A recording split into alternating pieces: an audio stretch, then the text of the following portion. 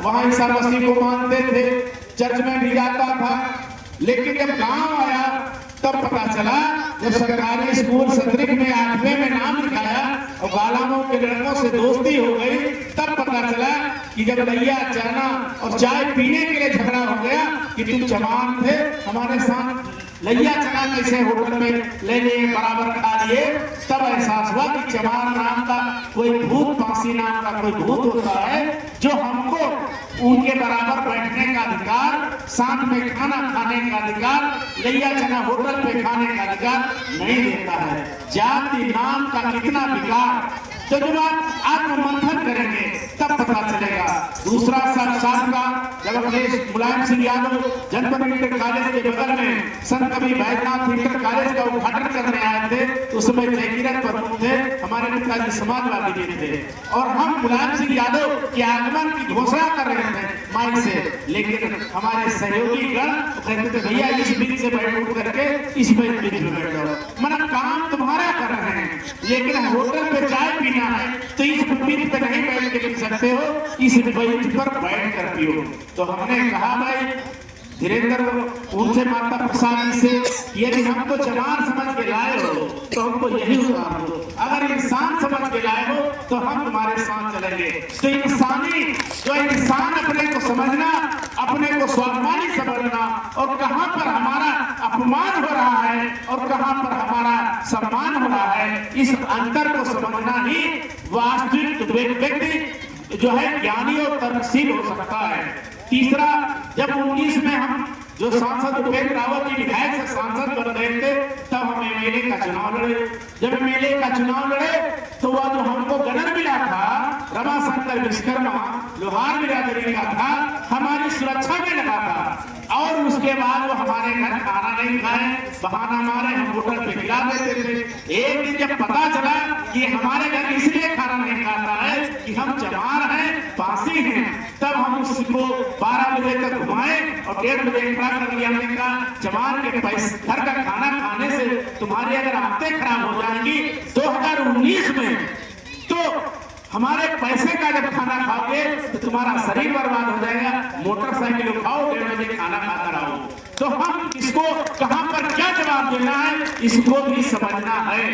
तो इस तरह से जब आज की डेट में पढ़े लिखे लोगों के साथ इतने तरह यातनाएं और कष्ट झेलना पड़ता है, वकील हैं, AA हैं, LLB किया, जो है 12 मुल्की में करोड़ों रुपए की प्रॉपर्टी है, 20 साल प्रधान पिताजी रहे और अच्छे स्कूल में पढ़ के आए, तो गांव के आम जनमानस के साथ क्या होता है।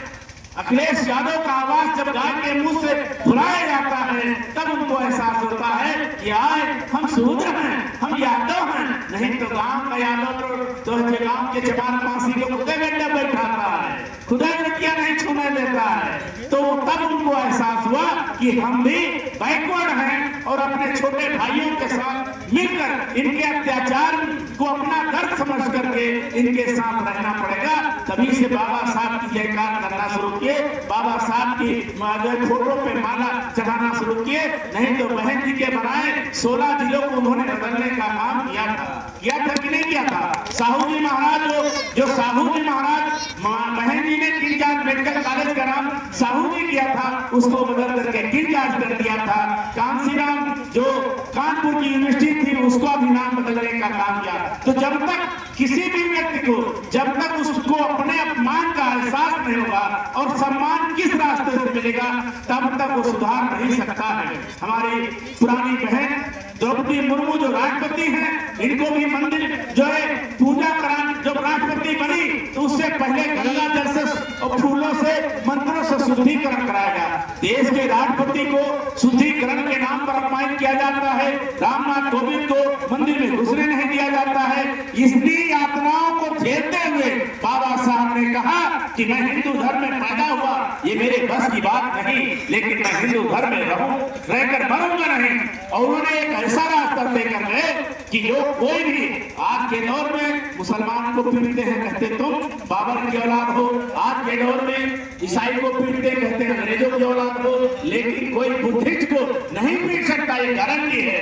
क्योंकि भगवान बुद्ध जो श्रावस्ती के रहने वाले थे, लुम्बिनी में हुए, जिस समय लुम्बिनी पैदा हुए उस समय कपिलवस्तु, लुम्बिनी, नेपाल, बर्मा, अफगानिस्तान, गांधार ये सब भारत में ही था। इसलिए भारत की धरती में वो लाल पैदा हुआ जिसने पूरी दुनिया को मानवता का संदेश दिया। और ऐसे वैज्ञानिक धर्म को, ऐसे रास्ते को चुनकर और हम लोगों के लिए वो रास्ता देकर चले गए जहां क्रमिक असमानता नहीं, जहां जो है अकारण किसी प्राणी की हिंसा नहीं की जाती, जहां झूठ नहीं बोला जाता, जहां चोरी नहीं होती, जहां व्यभिचार नहीं होता और जहां ये सब कुछ नहीं होता है, जहां विश्वास भोग आडंबर नहीं होता है, उसी का नाम बुद्ध का रास्ता है, उसी का नाम बौद्ध धर्म है। यदि हम अम्बेडकर जयंती मना रहे हैं, अम्बेडकर की जय जयकार कर रहे हैं और 1.5 किलो जो है रख रखा है, अभी ये कार्यक्रम खत्म होने के बाद ये डांस करेंगे और डांस करने के बाद ये रंग एक दूसरे पे डाला जाएगा, तो ये अंधविश्वास का प्रतीक है। रंग तब डाला गया था जब हमारी पासी समाज की बहना होलिका का बलात्कार करके और जो बलात्कार करने वाले लोगों ने अपना चेहरा काला करके भागे थे, वो बलात्कारी लोगों ने अपने चेहरे पर अपना चेहरा अपना जो छुपाने के लिए उन्होंने रंग लगाकर भागे थे। आज कोई यहाँ पर बैठा हुआ कोई बलात्कारी नहीं है, किसी को चेहरा छुपाने की जरूरत नहीं। और हमारे महापुरुष हमको मान सम्मान स्वाभिमान की जिंदगी देते हैं, अच्छे सफेद कपड़े पहनने का अधिकार देते हैं। जो मन गढ़ंत रंग है इसको एक दूसरे के चेहरे पर खुशी में, आवेश में आकर के, अतिशय आवेश में आकर के रंग डाल करके इसको बर्बाद न करिए। अपनी परिपाटी को, अपने पवित्र जो है उत्सव को खराब न करिए। दूसरा हम कहते हैं बाबा साहब का मिशन अधूरा और जो है हम सब मिलकर करेंगे पूरा। तो बाबा साहब का मिशन क्या है? बाबा साहब का मिशन है कि हर घर में डॉक्टर हो, हर घर में इंजीनियर हो, हर घर में वकील हो, हर घर में डीएम हो, हर घर में जिला पंचायत हो। ये कब होगा? क्या दारू पीने से होगा? बाबा साहब का मिशन अधूरा 100 ग्राम लगा के करेंगे पूरा? नहीं पूरा होगा। बाबा साहब ने कहा यदि हमारे लोग सब हमको मानते हैं तो सबसे पहले जो कच्ची पक्की शराब पीते हैं, चौराहों पर जाकर के अपने खून पसीने से कमाए हुए पैसे को, जब आप सुबह जाते हैं 8 बजे बासी ताजी रोटी बांध करके दिन भर मेहनत मजदूरी करते हैं, आपका पसीना ऊपर का पसीना नीचे आ जाता है, आपकी बनियान भीग जाते हैं और 500 रुपया जब कमाते हैं शहरों में जाकर के या 300 रुपया बिहार में कमाते हैं, तो उस 300 रुपये में आपके खून की पसीना शामिल है। उस पसीने के पैसे को क्या करते हैं? खून बढ़ाने के बजाय खून घटाने के लिए जहां लिखा होता है ठहरो रुको, देसी शराब की दुकान यही है, आपकी नजर किधर है? देसी शराब की दुकान इधर है। और हमारे लोग खून पसीने के पैसे को वहां रोककर बड़े शौक से 150 रुपए की शीशी लेते हैं। और कोई अगर दोस्त मिल गया तो 300 की शीशी हो गई, 50 रुपए का अंडा खा लिया। अब नशे में आए, साइकिल इधर डाली और मेहनत कह रहे हैं खाना बनाए तो फिर खाना का डरा है, सब्जी लाया नहीं, दाल खत्म हो गई, क्या बदल रख दी। तो अगर बेबी ने खाना नहीं बनाया तो जूता लाते चलना शुरू हुआ और उसके बाद झगड़ा किए, कहीं दुनिया में झगड़ गए तो पड़ोसी से झगड़ा, 100 नंबर पुलिस आई, पुलिस उठा कर ले गई, जाके वो पावल बिछिया बेच करके प्रधान गिरीश से चिरौरी करके तुमको थाने से छुड़ा करके लाए। अगर थाने में पैसा देने में कसर लग गई और थाने जेल चले गए, एसडीएम के यहाँ चले गए, तो हम जैसे वकील 500 रुपया बहुत सस्ते में जमानत कराएंगे। 160 की तो 500 रुपया आपकी 2 दिन की दिहाड़ी लेकर हम जमानत कराएंगे। उसके बाद 6 महीना पैसे चलेंगी और हर पैसे पे 1 शीशी के दाम हमारी जेब में चले जाएंगे और कम से कम 6 महीने में कम से कम 20 और 25 पैसे होंगी। तो 20-25 शीशी के दाम तुम्हारे कमाने हमारे जेब में चले गए। कुछ 1000-2000 वकील जो है सिपाही के जेब में चले गए। तो बर्बादी ही बर्बादी है। और सड़क किनारे पड़े हो और ज्यादा हो गई, कुत्ता मुंह के जा रहा और पड़ोसी लड़का भी कह रहा है देखो ये नशे में है। अगर बाई दिए किसी दिन बिना दारू पिए अगर गिर गए तब भी पड़ोसी कहेंगे दारू पिए रहा, दारू लाए गिर गए। अब आपकी पैदल आपकी पहिया ईंटा पे चढ़ गई, आप उस दिन दारू नहीं पिए थे लेकिन गिर गए, चोट लग गई, तब भी आदमी कहेगा भैया काल शीशी पी के आप झगड़ा करे, आज 3 शीशी लगा दे गिरेगा, आपको उठाएगा नहीं। तो जो कहते हैं कि ज्यादा दिन जो कोई काम करेगा तो एक दिन सच में वो गिर जाएगा, तभी इसको उठाने वाला कोई नहीं है।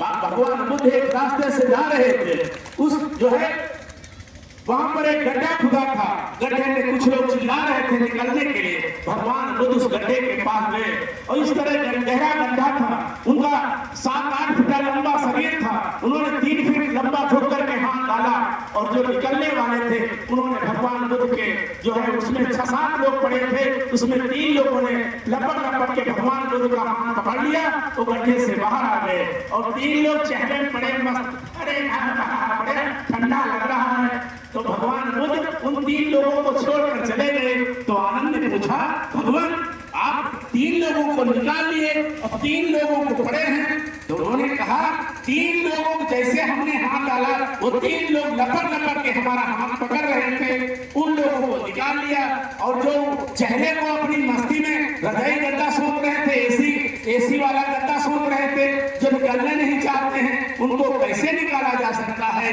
तो ये भगवान बुद्ध का रास्ता हो, चाहे बाबा साहब का रास्ता हो, चाहे रविदास का हो, कबीर का हो, ये सारे रास्ते जब आप निकलना चाहेंगे तब जाके आप निकल सकते हैं। नहीं यहाँ तो मनोरंजन की तरह सुनेंगे और इन कान से सुनेंगे और इधर मुंह नहीं लगाएंगे, इधर से उड़ जाएंगे। तो चाहे हमारी बात हो, चाहे बाबा साहब की बात हो, चाहे बुद्ध की बात हो, चाहे सरकार की बात हो, सरकार को हम दोष नहीं देते हैं। सरकार तो चाहते हैं कि तुम पियो पड़े रहो, हमका नौकरी न दिए पड़े, हमका तनख्वाह न दिए पड़े, आज जल्दी मर जाओ, तुम्हारे विधवा हो जाए, उसका विधवा 500 रुपया पेंशन जावे और लड़का इधर भटकी है तो फिर वही मजदूर के मजदूर रह जाए। सरकार तो चाहती है कि आप पर रहे, लेकिन सरकार ने उसके साथ हर शीशी दारू की शीशी पे लिखा रखा है, भैया शराब पीना स्वास्थ्य के लिए हानिकारक है, सिगरेट पीना स्वास्थ्य के हानिकारक है।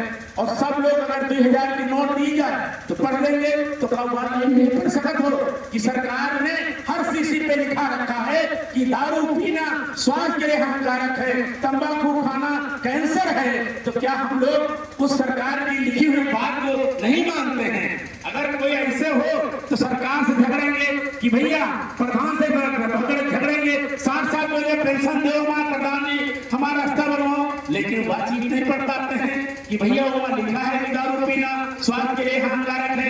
इसलिए आप लोग जब तक ये सारी चीजों को छोड़ेंगे नहीं, और जब छोड़ देना तो ये रुपया प्रधान जी का हल्का दें, एक जो 150 रुपया 200 रुपया के दारू जो पीते हैं पैसा खर्च होता है उसको इस जेब में रखें।